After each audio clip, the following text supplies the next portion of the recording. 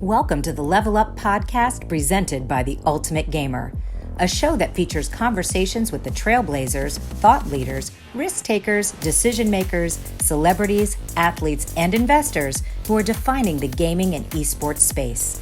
On Level Up, we take a journey into this dynamic industry and start to decode and reveal who and what's making news. It's about connecting, and it's about sharing the stories and vision of the people who make gaming and esports a global phenomenon. As we do in every episode, we'd like to thank The Ultimate Gamer as the visionary and catalyst behind Level Up.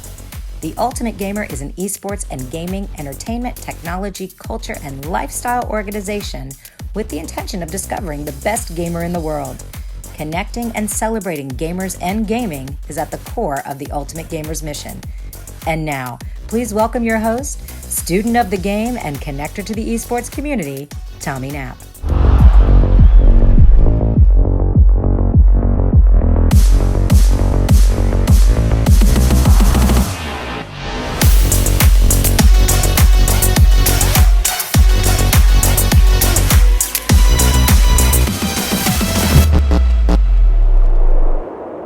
What's up, everyone? I'm Tommy Knapp, and this is an all-new episode of the Level Up podcast presented by The Ultimate Gamer. On today's show, I have a conversation with Victoria Horsley, CRO of Unified Esports Association and president of the Unified Collegiate Esports Association.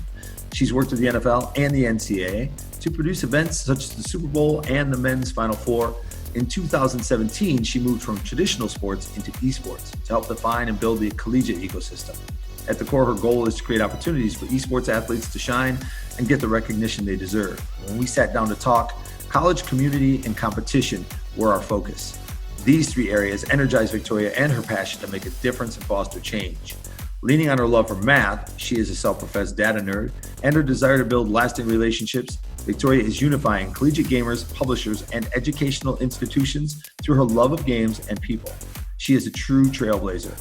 I got her to push her calculator and abacus aside. Yes, I said abacus, so we could focus on gaming and esports for a while. That conversation starts now with Victoria Horsley. Before we even get there, like what's going on right now and I can't remember, where are you located exactly in the United States? So I am in Detroit, Michigan. Okay. So I split time between here and Wichita, Kansas usually for work.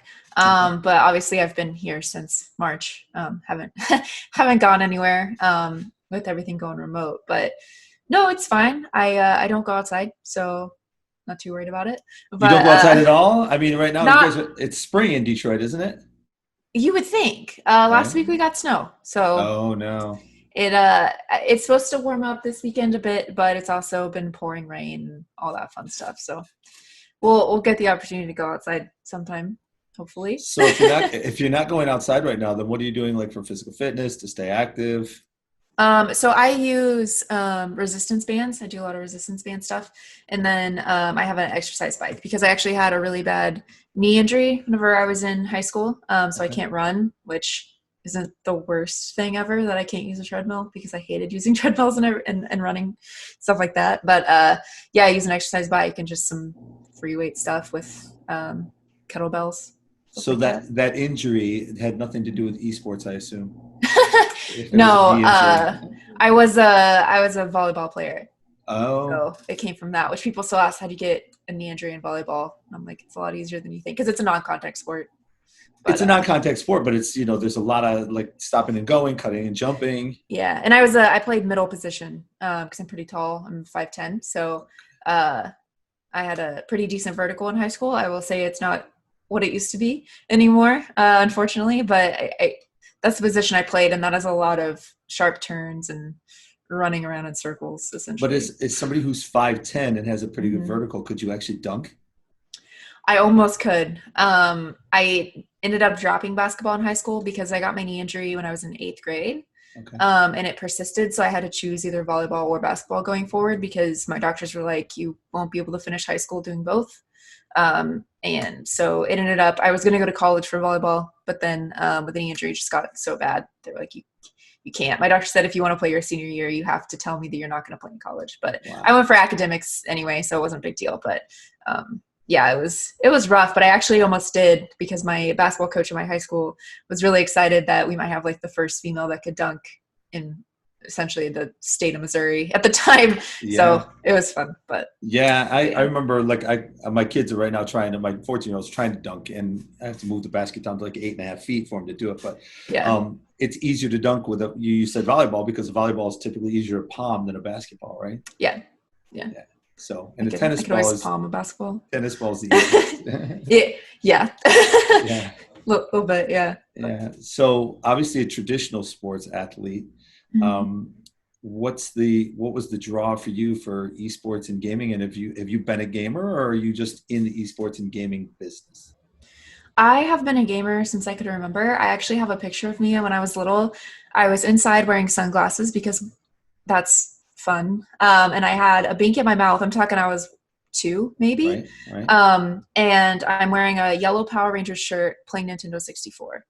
And so that's kind of the picture that I used to show people. Like I've been a gamer for a long time. Right. But I started on Nintendo 64. I loved Legend of Zelda: Ocarina of Time. It's still one of my favorite games ever.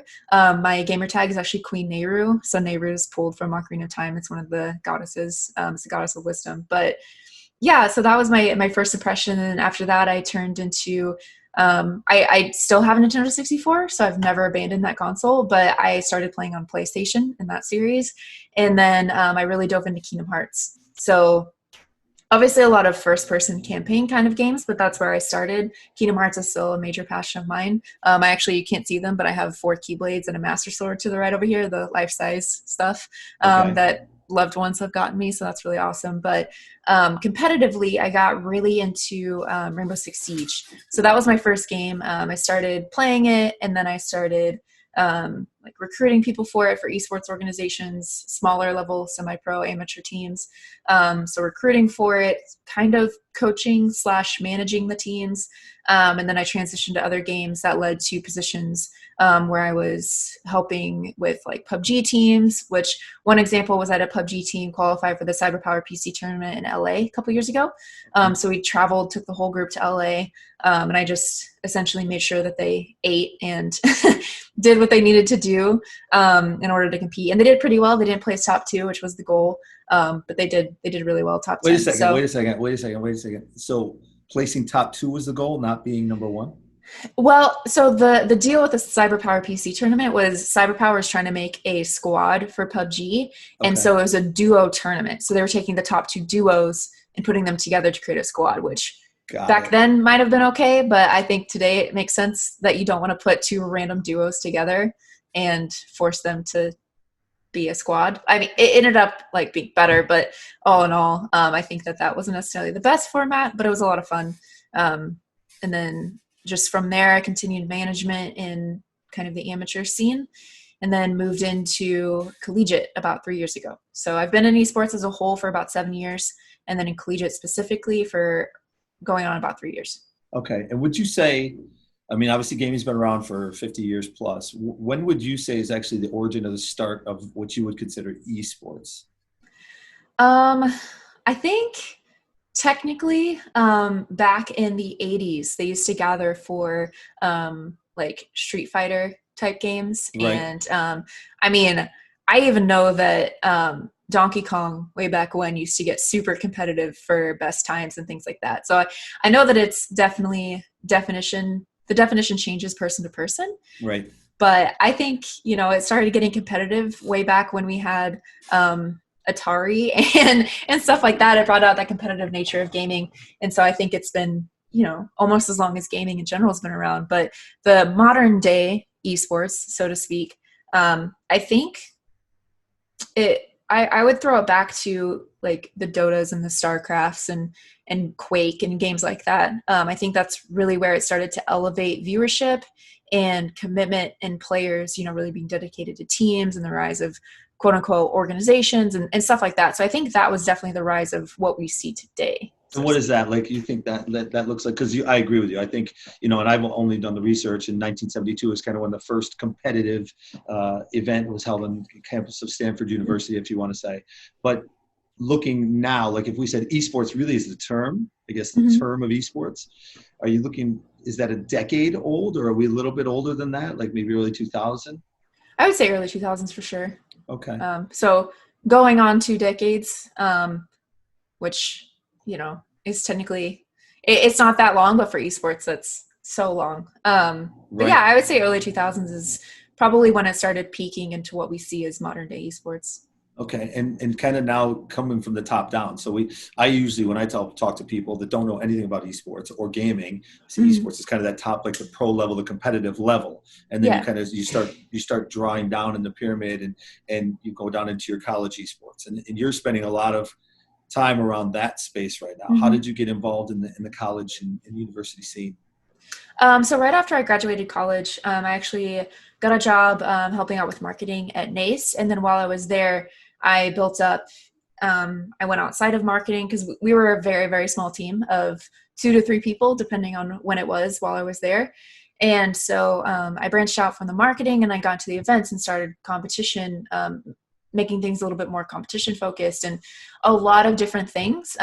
It's pretty common in esports that you have a job title, but you do anything and everything that doesn't necessarily make sense for your job title. And that's what I really did. And so that was my first collegiate experience, so to speak. Really, really diving in. Before that, I had done some things where I just worked with schools. Back in the amateur scene, there were competitions with schools involved. And then so I started contacting coaches and just learning more about the collegiate space. But NACE was my first official job in the collegiate space. And then that's about 3, 4, 5 years ago? 2018. So NACE was in 2018, and then for about a year before that, I was a little more unofficially in collegiate, but definitely trying to learn more and dive into it. But collegiate was still brand new. It didn't really get going until about 2014, so it was still relatively new at the time. But after that, at the end of last year, I transitioned to Midwest Esports, which is now known as Unified Esports Association. That has dropped recently. We did a whole rebrand because I've known the CEO of Midwest Esports for a long time, and I've been telling him you can't put a geolocation in your name or you pigeonhole yourself. And I understand he has ties. He went to Wichita State University, which they have a great program, but he had that heart in the Midwest. And I was like, I understand, but you need to go North American. He's like, okay, fine. So I joined, and we finally got that rebrand out with so much work from the entire team. It's been really, really great. And then we also launched. Walk us through that a little bit, because that's an interesting, right? That's when you have to rebrand and you go from Midwest to where you guys are today. You made that decision, right? You talked to him about it and you guys made it together collectively. This makes sense. But how did you come up with the acronym? And then how did you actually go through the rebranding process with the logo and everything else? The acronym was we have what we call VTOs, which are just leadership meetings every 3 months. And we take a whole day and we just iron out, okay, what do we want our company to be? What's our vision? What are we deciding on? What are the next steps? Just a bunch of stuff like that.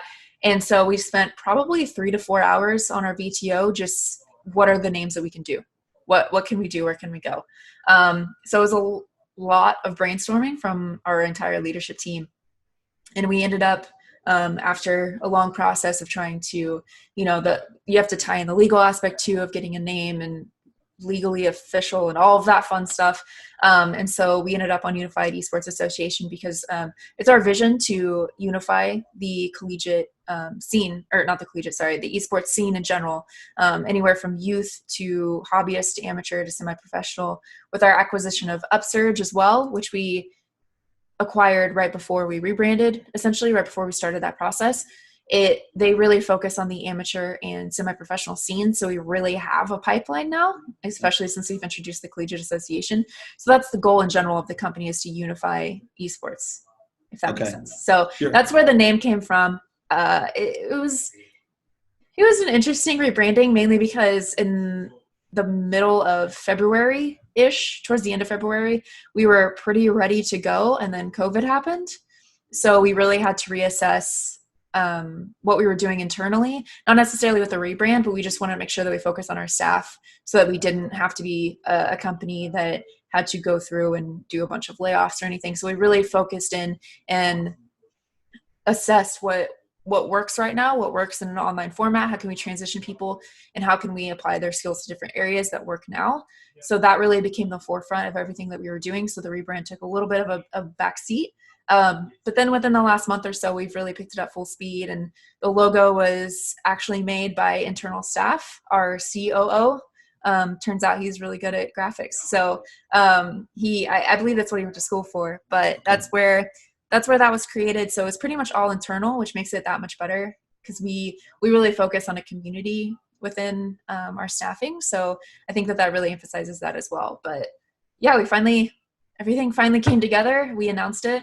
And then a few days after that announcement was UCEA got announced, and we're pushing forward with that. So it's UEA and UCEA. Yes. Right. So it's Unified Esports Association is the overall umbrella, and then Unified Collegiate Esports Association is the collegiate membership within the overall umbrella. Okay. And where does the UEA start? When you said you're building out the community and there's an amateur level, where does that amateur level actually start? Is there an age range or group?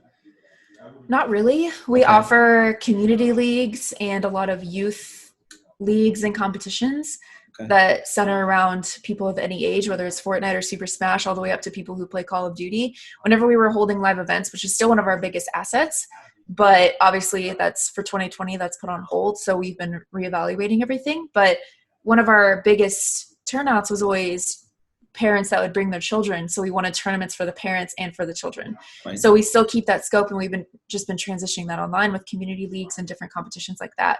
So it's really just anyone. We've had anyone of any age playing, and we've just really tried to foster that environment for all of them and provide the different opportunities for whatever game you want to play to come in and do something and participate. Do you lean on the ESRB rating at all as far as a game like Fortnite, let's say, right? And a parent that a lot of people, obviously their kids, if they're playing and they're coming to join you one of your tournaments, they already play. But what if a parent says, well, is that an esport or game that I should let my child play that's 8 or 9 or 15 or whatever years old?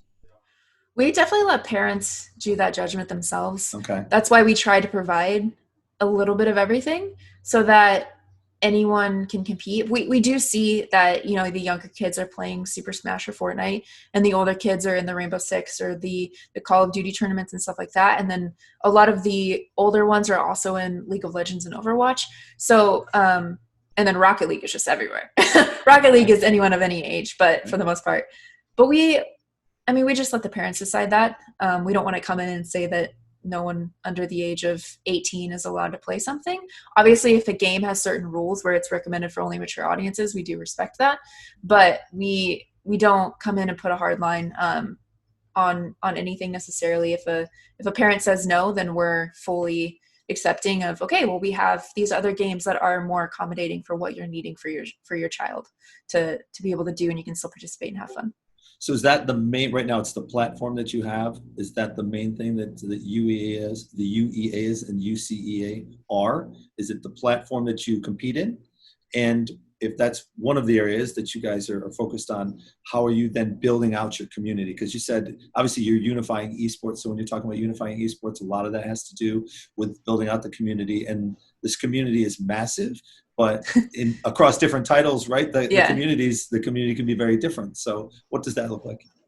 For UEA, we actually have several different products. UCEA is one of those. But then I mentioned Upsurge earlier. We have Local Legends Gaming. They're a gaming truck company, which is actually really awesome. They go to different birthday parties and provide gaming assets for those type of events. And then we have the community leagues that I was talking about earlier. We just have a bunch of different products that really fulfill all the needs that we have and provide for each different age. So UEA is definitely that overarching umbrella of the different products that it helps them come together and unify all of them and bring them as, one esports pipeline. And then UCEA is just the collegiate sector. So that is a membership association.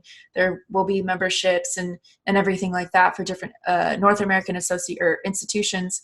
And it's just, for both of them, the way that we plan on building it is obviously outreach, but really focusing on that community perspective and bringing in a community and doing things with the community whether it's, gaming or actually under UEA, what we've developed is community days. So we take different cities and we focus on businesses and institutions and different people within that city to really highlight what's going on in your area. So recently we did one for Wichita, and we have a few different cities that are upcoming, such as Kansas City and Detroit and some Texas cities. So we're really trying to do things like that in the meantime to just build on community. One of the biggest things that we're big about is creating a human emotional aspect to things rather than just I think a lot of companies in esports in general focus on the money side of it because, all the headlines are this is going to be $1 billion industry so fast and whatever. And I think a lot of companies focus on that side of it. But for us, it's definitely about the relationships that you can form with people who are involved,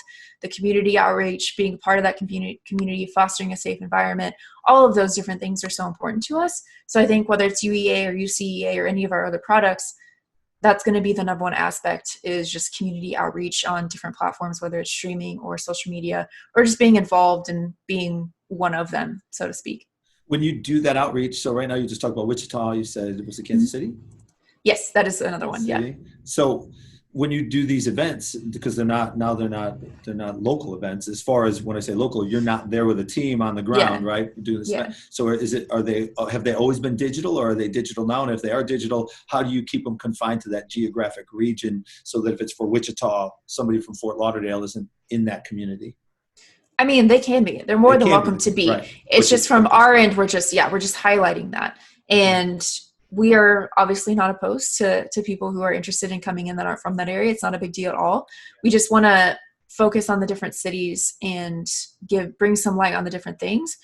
It's always been online technically because it wasn't actually developed until all of this COVID situation was happening. Right. So it's one of the products that we came up with to help during the situation and also help the communities and the small businesses and local businesses and everything like that get together and get some awareness and come in and just have a fun community day, a little light at the end of the tunnel kind of thing of things seem a bit dark right now, but here's some entertainment, here's some fun with people who are local to a certain city. So it might be, the guy next door playing League of Legends. It's just stuff like that. So let's say right now, because I love this is great, right? Let's say we do this for South Florida or even Fort Lauderdale, more instead of a region, more of a city based. So what do we do? Like if I said, hey, you and I, let's do this right now. And for the community of Fort Lauderdale, what's the time frame? Can we do it next Monday? Does it take a month to put together? And then what is that event for?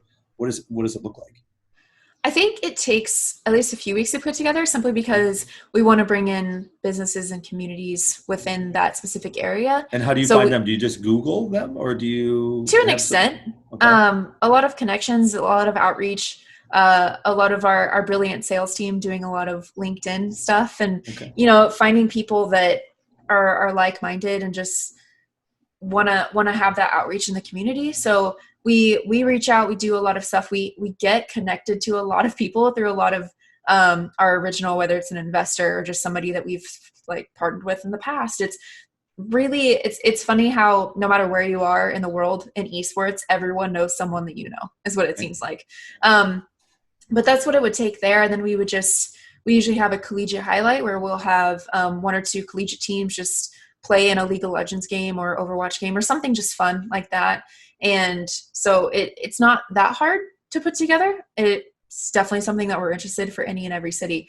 But like I said, we're about a month out, but this is definitely a product that we're expecting to continue and keep going because it's been so successful. And I think the idea behind it is so just genuine and, there's no harm in doing something for a community. So I think that it's something that we definitely plan to continue even after COVID has gone away and things get a little more back to normal. But yeah, I think for any city, it's just a matter of outreach and setting up the different businesses that we want to highlight, making sure that things get set up properly, and then we're good to go because it's one of those things that once you've done one, you have the essential framework, and then you just have to fill in the holes for the different city and change it based on the community that's there.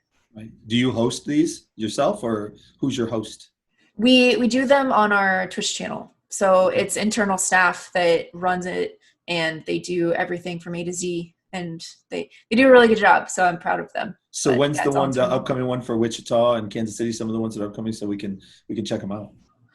Well, Wichita was the first week of May. Okay, so that happened. Kansas City is going to be the third week of May, so the 22nd. So that means that will already pass. But we are spacing 1 to 2 weeks between them, but they're on Fridays of the week. I know that after Kansas City, the next cities that will be highlighted will be Detroit and Dallas. So after we get those going, then it'll be on. We're trying to do 2 weeks between everyone right now, but the more cities we get, they're probably going to be every single week on a Friday, which is a great thing. Definitely not a bad thing. But yeah, as we get more cities and add things to the list, then it'll be more well known, I guess. But it'll be on our Twitch channel, which will be twitch.tv/UEAGG is what we're looking to get. Everything on our social media is transitioning right now because of the rebrand. But yeah, that's where we're looking to do all of this. So yeah. And are you building? So do they now come into the ecosystem? Your ecosystem, is that the audience? What's the purpose? I mean, you're building community. So how do I become part of that community now? Like if you say, okay, the event Kansas City is next, and I can go online and I can either game, or can I just be a spectator? We have a lot of online tournaments through our community leagues. And then once everything passes and we start doing live events, we travel through North America and do a lot of different events in different places, esports festival type events. Yep. So it's something that right now we are just trying to engage in those communities, and then we will be providing live events in the future in the different communities. Okay. And then with the college side of things, so when you're focused on the college side of things, how does that ramp up, and how do you do that outreach? Is it just relationships you have right now? Because we do have a lot of colleges and universities that are building out their varsity programs or their leisure programs, but there's still a lot of them that have not even reached out into the space yet. So and I think that's what are you guys doing to organize that? Yeah, it's a lot of outreach on our end. It started out with me. I've kind of been, the one-man team with all of this from ideation to execution, not because no one wanted to help me, but just because nobody else knows my thought process yet, because it was in development. But now that we are going, we have a couple of team members that are great with outreach and community studies and different things like that. So they will help reach out to institutions that don't really know where to go. And then it's really important to me that every institution that is a member or an aspiring member has that relationship aspect. I want to know, if somebody says the name of a coach, I want to know exactly what is their team doing, how are they doing, what school are they a part of. I want it to be very, very relationship based. So I personally think it's important that I want to be doing a lot of the outreach and communications and everything like that, and just getting everything set up with all these different universities, because since it is so new still, I mean, it's only been around for about 6 years in the collegiate space, but even for the first 3 years, there was really only 10-ish schools that were really, really doing esports. So it's still new for a lot of people. And I think there are a lot of institutions that just kind of cry out to avoid right now because they don't know where to go, because it's not super cemented. It's not like if you're starting a football team, you're going to talk to the NCAA, NAIA, or NJCAA. For the most part, those are the biggest three. There's also a lot of other options, but those are just the big three. So it's that kind of thing. There's just no set in stone place to go. And what we want to provide is what we will be developing over the next year is kind of that consultation layer, where it's new developing institutions. What do we do? Where do we go from here? And getting that really personal one-on-one consultation, and then having that feed into our tier one, so to speak, competition level, because UCEA is really focused on that top tier competition.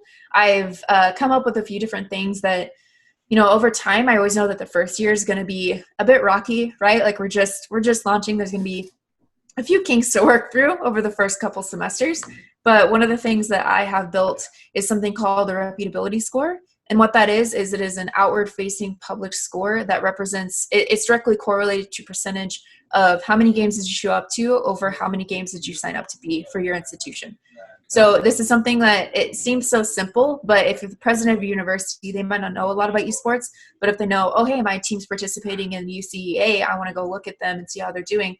And they go to their profile and they have a 42% or a 42 reputability score. Even a president's going to be like, I deal with grades all the time. I don't think that this is a good one. Right. And it's also building off the factor of competitive nature of coaches that every human has it, but I know that these coaches, they're players, they love these games. So everyone has that competitive aspect, and it's wanting to build up that community and that competition level to where everyone wants to have the best kind of thing, because it also helps with recruitment, right? Recruitment and retention. If a student is coming to the website and they see that a school forfeits a lot and doesn't show up, then that's going to be a red flag. And as things get a little more smooth when it comes to the systematic approach to recruitment, I think that that's going to be, a pretty big factor for institutions and where they want to present themselves when it comes to the competition space. And it like I said, it's something simple, but I think the fact that it's going to be outward facing and it keeps them accountable, right? And we also plan on doing pretty strict forfeit guidelines, with including probation. For example, if you don't show up to a tournament twice, then you're on probation for the rest of the semester and you can't compete in that game for the rest of the semester. And then if your institution does that in 2 or more different game titles, then they're on probation for the entire year as an institution. So it's not about necessarily, how many schools can we grab, but it's really about how many schools can we get to that quality of competition that is what these students deserve. Because my overall goal is to get esports athletes that same recognition that any other athlete on their college campus gets. They shouldn't be treated differently than football players or basketball players or anything like that. They need the same level of recognition. It's different recognition, because I think that thinking that collegiate esports can just fit into a mold of traditional athletics, I personally don't think that that's the way to go. I don't think that it's right. It's different in so many different aspects. But I think that something like this and the product that I brought out, obviously, to me, it's the best option because I built it. But I also, I'm not naive. There are plenty of options that will fit different institutions in different ways. That's perfectly fine, and I encourage that. But I'm very excited for what we have built, just because I think that it will truly provide that opportunity for students. And a lot of what we want to focus on is providing the human aspect of the players. So creating that story of, where were they when they were a freshman versus senior year, and really building them up. And if they go to a pro team after, we want to follow their career. Just creating stories of people and not seeing them as just, somebody who cycled through a system. I think that a lot of esports, just in general, they also have issues with just seeing students or players or whatever as just a person to get money from while they're there. And then after that, they're not important anymore. So to us, it's really, really important to focus on those players, create that relationship, emotional, human aspect, and just really, really build that community that focuses on, treating everyone as an equal, because I think that also creates the safe space that we're going to see in collegiate esports. Because people reach out to me all the time and they say, you're a woman in esports. How do you, just how, right? Because minorities and women in esports, it is a little more rare. The typical gamer is a white male. And I'm not saying that that's necessarily, a super bad thing. Like, white males are more than welcome to play games. It's not that at all, but it's more of how do you become more inclusive and how do you provide those opportunities? And I think, speaking from as a woman, it's really hard to even pop into a game. And if you're on voice comms, be ready for it, because people are going to be extremely rude and toxic 98% of the time. I know I saw a message from somebody, I don't remember her title, so I don't want to quote it and misquote it, but it was somebody really high ranking in Riot. And she said she can't even play Valorant because she has to mute everything because people attack her because she's a woman. And there's too much of that. And so I think that by creating the human aspect and just doing all the things that UCEA wants to do, I think that will in turn help with that safety issue. Because once you start seeing someone as a person and not just a name or a gamer tag, then you're really going to start treating them with more respect. And if you don't, then that's more of a personal disciplinary issue that the schools need to take care of, rather than, that's a whole other thing. But I just think that once you put a face to a name and make them a real human and do all these other things, and it's just going to snowball into so many benefits for the collegiate space. And that's really my goal with UCEA. Yeah. Well, you just talked about a number of things. I went on a tangent. Yeah, but no, you're not at all. Yeah, I had like 10 questions, but I just wanted to let you go because I mean, someone is so, it's so there's so many critical conversations and so many points that you brought up, right? And I think one of the last ones you brought up, and I don't spend as much time gaming. My kids do, and the environment they're in is typically very healthy. Like I just know because I listen to them all the time. So there's very, very little language because we won't let our kids play with, people that use a lot of language. And I know it's, as you get older, I know people are using language, but there's just very little off-color commentary.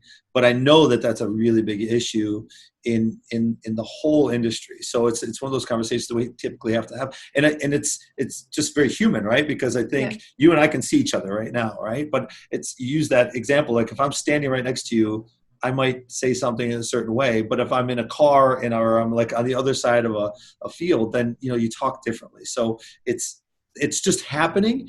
I think this environment that we're in it's still immature, right? So there's still a lot that needs to be done as far as guidance and leadership from people like yourself and the organization you guys have. So I think it's incredible what you're doing as far as that goes. I also think one of the things that you talked about, which is fascinating to me, because I don't know if it was on a varsity level or a club level, but just the idea of you and I like setting up an appointment or setting it up through UCAA to play each other and then somebody not showing up. Because when we talk about, like you mentioned, football, I can't imagine like the University of Michigan not showing up to play Ohio State. It just is like dumbfounding to me. So but it is an issue based on what you're saying. It is an issue in the space right now. Yeah. And at a varsity level as well, or club level, or is it, and how do you police that and govern it? And like you said, how do you then discipline the organizations? Mm-hmm. It's everywhere. I think it's more in clubs because clubs are student ran, so they're not taken as seriously as varsity programs, but it's actually still pretty common in varsity, which I think us having the strict forfeit guidelines and the repeatability score, I think that's going to tie a lot into that. But also I see a lot of the issues are people still think it's okay to announce a schedule 2 weeks to a month before you're supposed to start. And I'm still technically a student. I'm getting my master's degree, and then I'm going on further than that right after I finish that. So I'm going to be in school for forever. It feels like, but just as a student perspective, like I, about a month ago, made my schedule for fall. So you have to take that thought process and say, those schedules have to be out before these students are creating their schedules, because I think that people assume that they're just going to be around all the time, but they're students. And we need to remember that they are students first. They are there to get an education to better themselves. They're not always here to just be an esports athlete. That is the case sometimes, and that's not a bad thing. If that's what they want to do, then more power to them. That is absolutely not a bad thing. But a lot of them are there to get an education. And so if we're prioritizing a schedule that a school doesn't even know about, and then punishing those students for not knowing about a schedule when they were, creating their academic schedules, I think that that's where a lot of it goes wrong.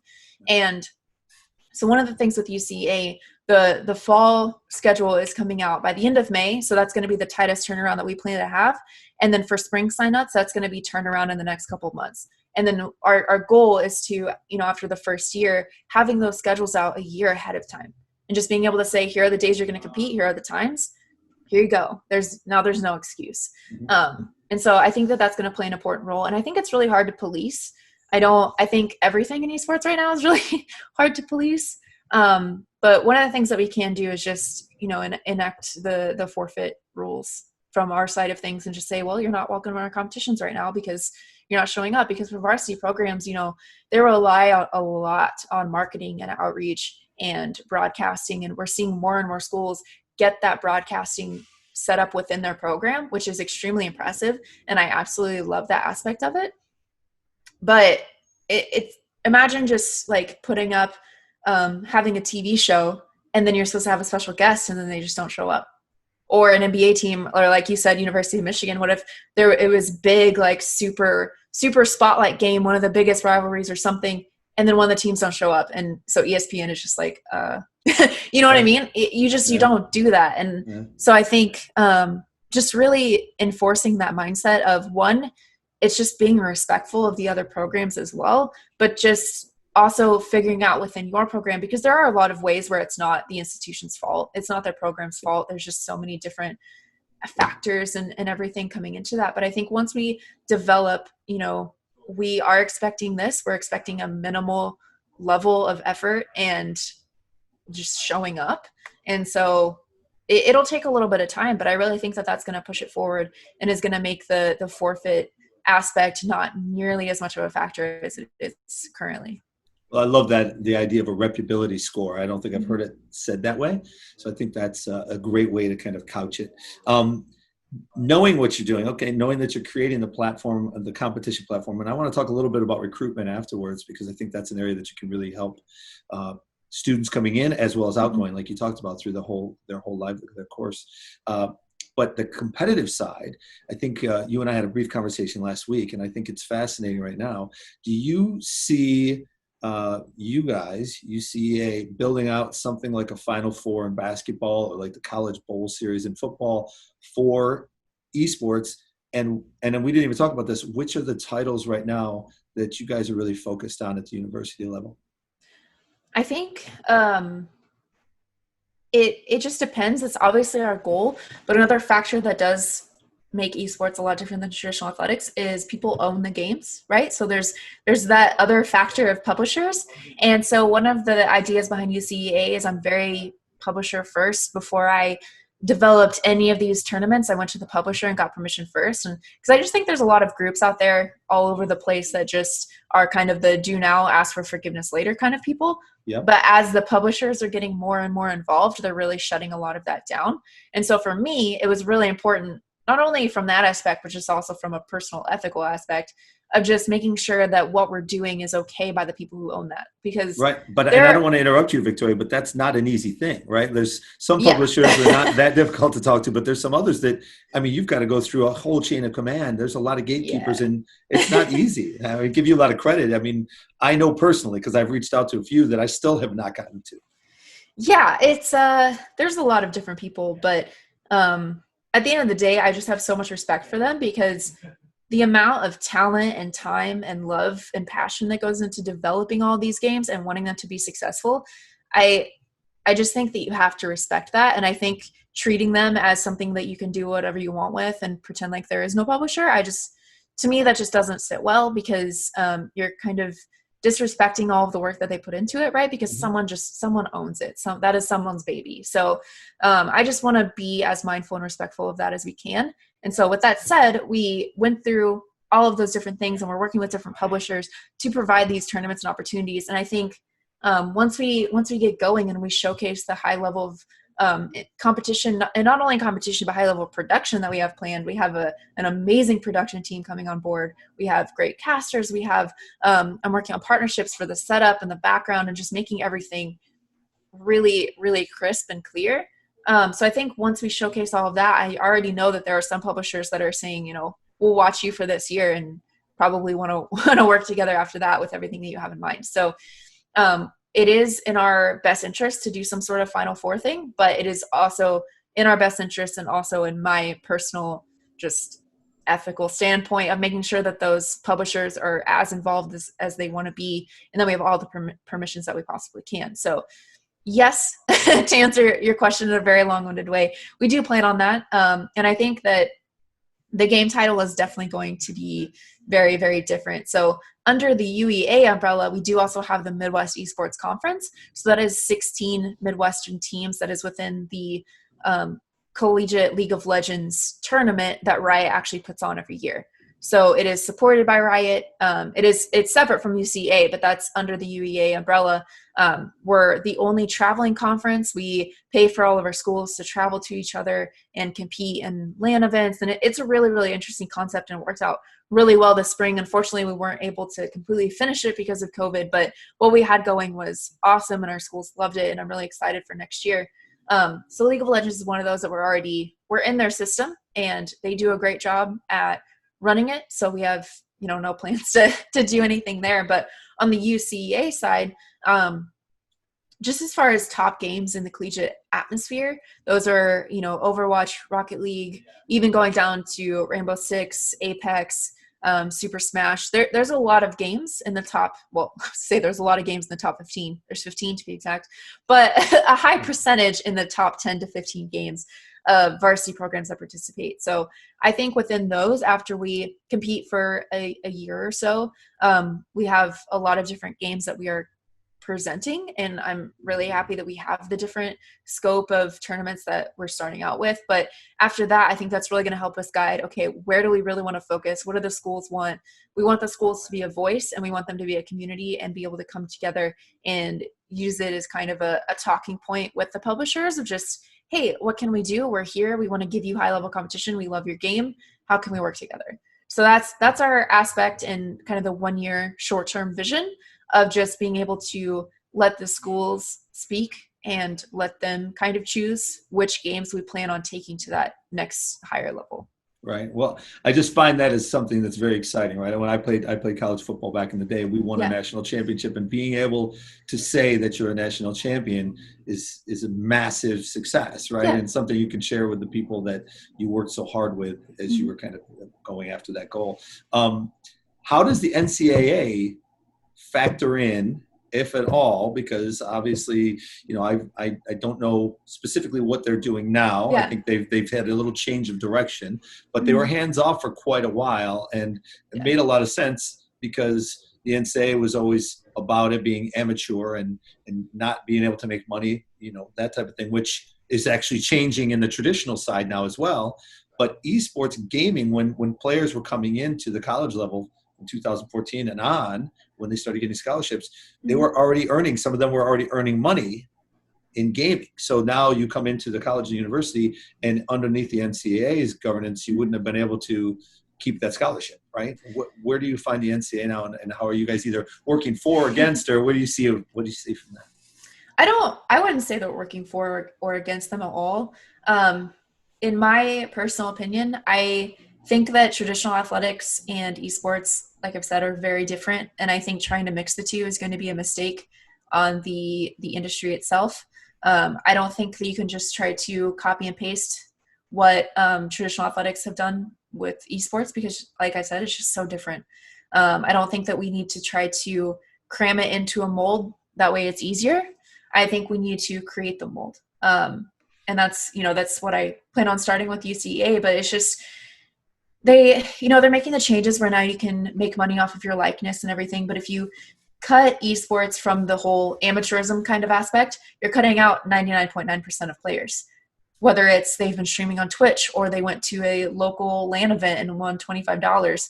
You know what I mean? There's so many different aspects, and it's impossible to police. But not only that, I don't believe that it's something that should be policed. I don't think we need to tell people you choose one path or the other, because there is no path right now where it's you do high school, you go to college, and then you go to pros. It's not the NFL or the NBA. Yet, I'm not saying that it won't get there, but at this current moment, it's not like that. So there is no just direct line. Like right now, I think, there's people retiring from professional esports at age 21 or 22. That's the average age of a college graduate. If you go right after high school, you're going to be 21 or 22 when you graduate. So it doesn't make sense right now for the NCAA to get involved. I think they know that just by the fact that they haven't, and they have so much stuff going on with traditional athletics. I just personally think it's in their best interest not to dive into esports. I know a lot of institutions that would say the same thing. It just boils down to the concept where you can't force something to be like something else. You can't force esports to work like you've governed traditional sports for 100 years. You just can't.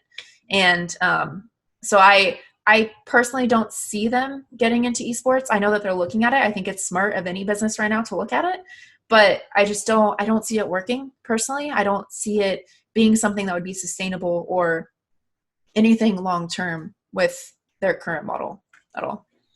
When you were talking about recruitment earlier, you said that was probably one of the things that you guys were going to be working on as far as some of the things that you would offer, because it doesn't really exist right now from a youth level, right? Is it, if you're, again, my kids are 11 and 14, if they want to play pro football, they know there's a pathway, right? They got to play, they have to start playing tackle football at some point in high school. Then they have to go to college. I mean, that 99.9% of people, that's the path, right? They go to college and then in their third or fourth year, they'll get drafted or potentially, go a different route where they may not get drafted and can still make it, but that's in the free agent system. So where are you building out that pathway? And are you starting to work with high schools? Because obviously the high schools are now just building out their programs.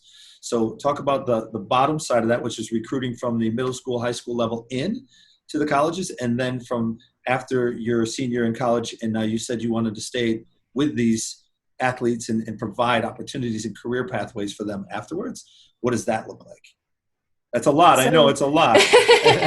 Yeah. As far as the middle school and high school aspect, we've worked a lot with High School Esports League in the past.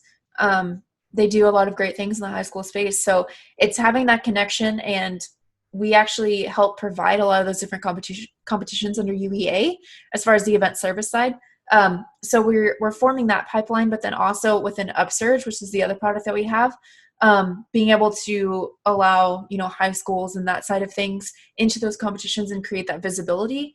And then just working with outside partners. I have a couple, which I can't name yet because they're not public yet, but just trying to give them opportunities, to be seen and be visible, and creating the schools the opportunity to provide those assets and those accounts, so to speak, that these different these different students can actually see and reach out and do all of that. So we're working on creating that pipeline right now with different partners, and then working with High School Esports League. But then, from the other direction, it actually ties back into Upsurge again, because they have the amateur and semi-professional scene. So they actually recently had a League of Legends tournament with 100 Thieves Next, which is the 100 Thieves third.